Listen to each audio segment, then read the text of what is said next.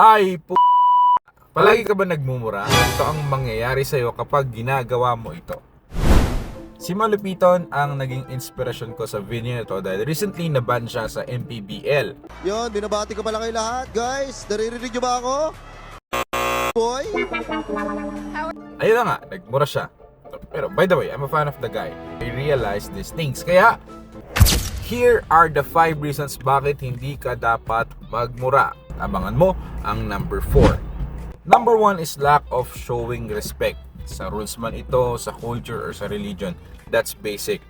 Number 2, it doesn't make you cool, but it shows your lack of emotional regulation. Third point ang it impairs communication clarity. Sa kada relasyon, kapag hindi tayo nakapagsalita ng maayos, ay kadalasan nag-fail ito. Kaya nga yung mga salita na dapat hindi na natin dapat ilagay sa mga sinasabi natin, ay huwag na natin ilagay. Kapag tumatanda ka, marirealize mo na sayang yung mga salita. Number 4, ano to, favorite ko, it is a lie. Wala namang totoo doon. Hindi naman pip yung nanay mo, hindi naman pip yung kung sino man. It's a lie. Kaya hindi mo dapat sabihin yun. And number 5, it exposes what's really inside our heart. Meron yung verse, diba, na the abundance of the heart, the mouth speaks.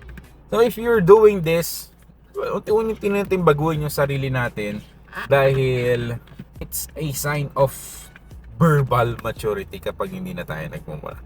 Victor's Day.